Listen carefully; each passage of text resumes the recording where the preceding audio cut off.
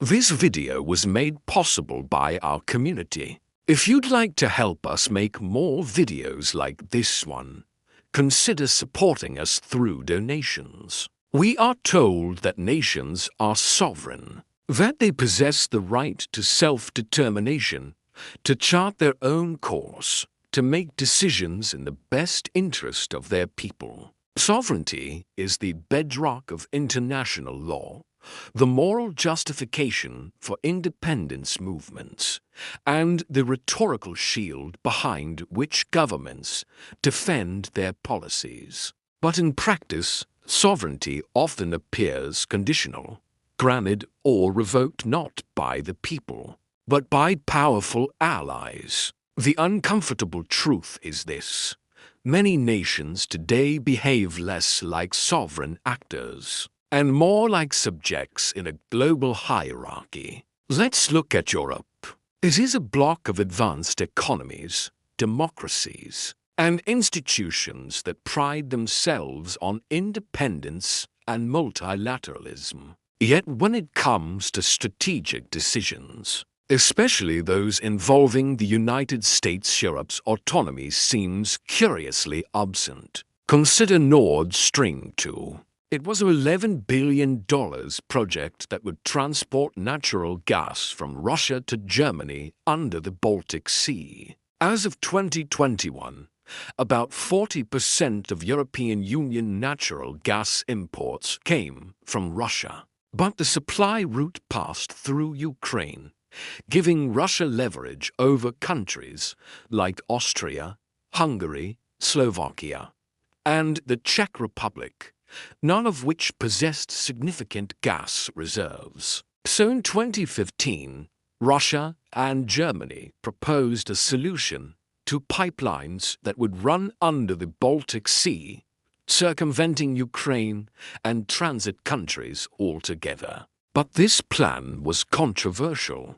Critics feared that the pipeline would strengthen Russia's influence over Germany and the rest of Europe and increase the continent's dependency on Russian energy supplies. Then came the pressure. The US imposed sanctions on companies involved in the project, citing concerns over European energy dependence on Russia and the geopolitical risks to Ukraine. Despite the pipeline being nearly complete, Washington's objections prevailed. In March 2018, the CEO of the project's main contractor, a Dutch company called Gasunie, said that his firm would pull out of the project unless the sanctions were lifted. Soon after, 3 of the project's 5 shareholders withdrew, citing the sanctions and financial uncertainty.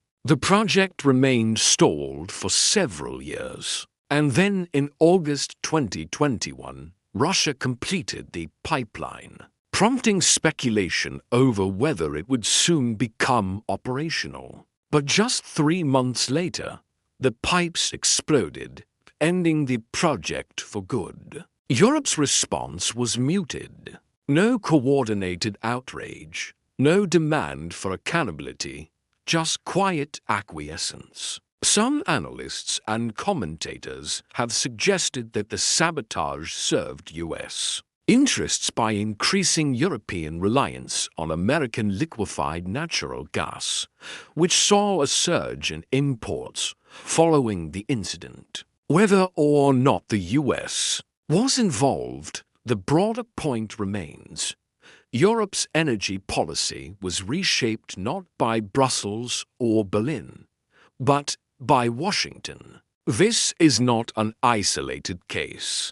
Across the globe, nations routinely defer to the preferences of more powerful allies. Military bases, trade agreements, foreign aid, and diplomatic recognition are all tools through which influence is exerted. Sovereignty becomes performative: a flag, an anthem, a seat at the UN, while real decisions are made elsewhere. Consider how many countries must consult Washington before recognizing Taiwan. or how IMF loans come with strings that dictate domestic policy. Even in matters of war and peace, sovereign states often find themselves constrained. Iraq, Afghanistan, Libya, each was a sovereign state until external powers decided otherwise. The paradox deepens when we examine the language of alliance.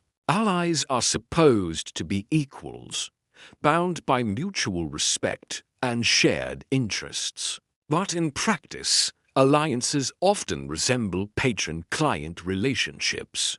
The US leads, others follow. NATO, for instance, is nominally a collective defense pact, but its strategic direction is overwhelmingly shaped by American priorities. When the US shifts its stance on China, on Russia, on climate, its allies scramble to adjust. Why do nations accept this arrangement? The answer lies in the trade-off between sovereignty and security. In a world of economic interdependence and military asymmetry, true autonomy is costly. Smaller states rely on larger ones for defense, investment, and diplomatic clout.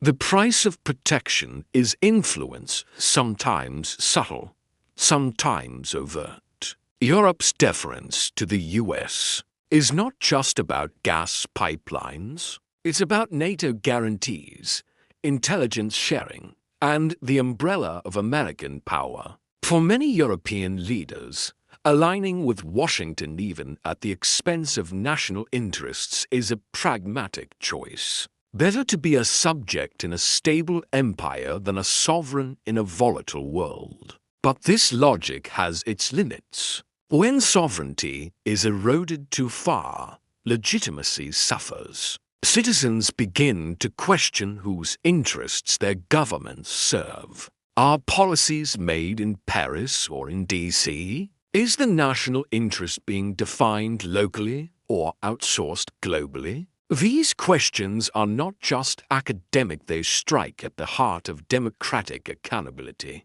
The sovereignty paradox is even more acute in the global South. Countries in Africa, Latin America, and Southeast Asia often find themselves caught between competing powers, each offering aid, investment, or military support at a price. China builds infrastructure, the US offers security, the EU provides development funds. But each comes with expectations, votes at the UN, trade concessions, military access. Take Ghana, for instance. It sits on the UN Security Council and is a key player in West African politics. Since assuming office in 2021, the country's president has pursued an ambitious agenda, including major infrastructure projects, a new national cathedral,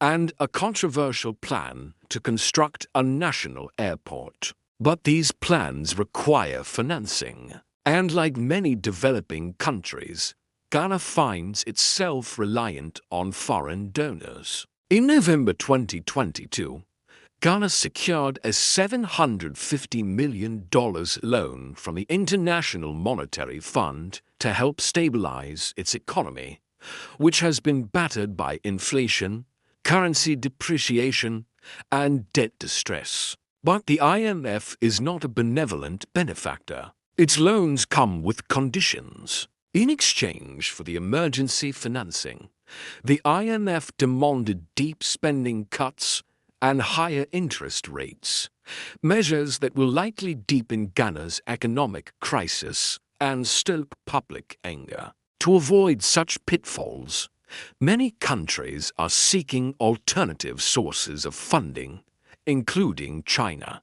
Beijing has become the biggest creditor to African governments, providing some $149 billion in loans and grants as of 2020. In return, Chinese contractors get lucrative construction projects and African governments gain badly needed infrastructure. But this comes at a cost. Chinese loans are often opaque and burdensome, saddling future generations with debt repayments. Infrastructure projects can be built to shoddy standards and leave local communities displaced. Moreover, as African states grow further entangled with China, they risk forfeiting their policy independence. In 2021, Angola became the first African country to suspend payments on its sovereign debt. Now it faces a long struggle to repay both China and international lenders, raising questions about who really holds the upper hand. So, what can be done? Is sovereignty doomed to be a myth in the age of global power politics? Not necessarily, but reclaiming it requires courage, clarity, and collective action. First, nations must redefine sovereignty not as isolation, but as agency. True sovereignty means the ability to make informed, independent choices even in the face of pressure. It means saying no when necessary and building coalitions that reflect shared values rather than imposed hierarchies. Europe's experience with Nord Stream 2 is a cautionary tale. Sovereignty surrendered for convenience can be hard to reclaim. But it's not too late. Nations can still choose to be allies, not subjects. They can still assert their agency, define their interests, and speak with their own voice. The question is not whether sovereignty exists. It's whether we're willing to defend it. Second, citizens must demand transparency.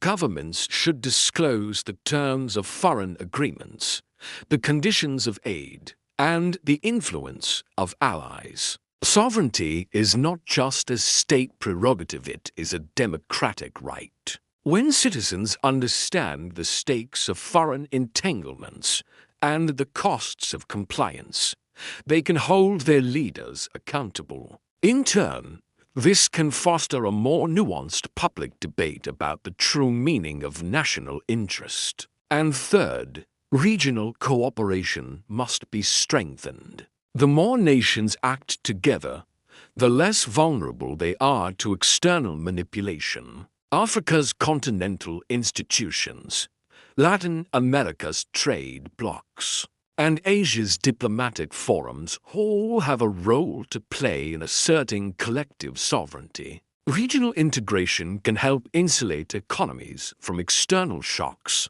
promote shared values, and amplify political influence. Ultimately, the sovereignty paradox reflects a deeper tension in international relations. On the one hand, globalization has created unprecedented interdependence. Economic, technological, and environmental challenges transcend borders, forcing nations to cooperate. On the other hand, power politics persists.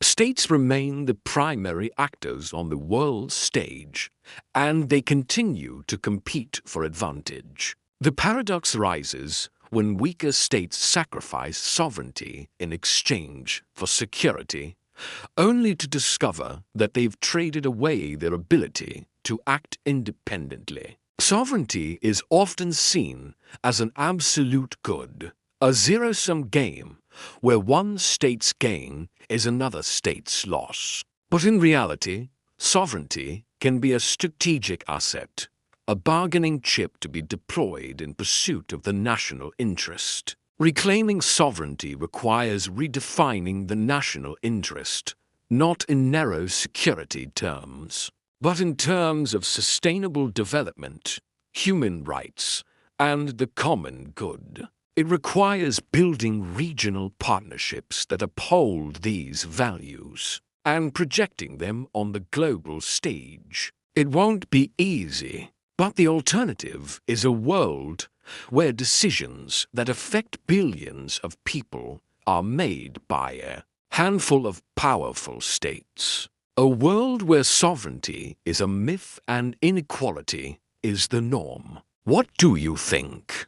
How can countries balance the need for cooperation with the need for independence? Let us know in the comments. And if you enjoyed this video, please subscribe, like, and share. We don't do sponsorships or paid ads. We're not funded by any outside investors. We're just a team of people who love to learn and who want to share that love with others. So if you like what we're doing, the best way to support us is to support yourself by subscribing to our channel and becoming part of our community. Our videos are free for everyone, but our community is what makes them possible.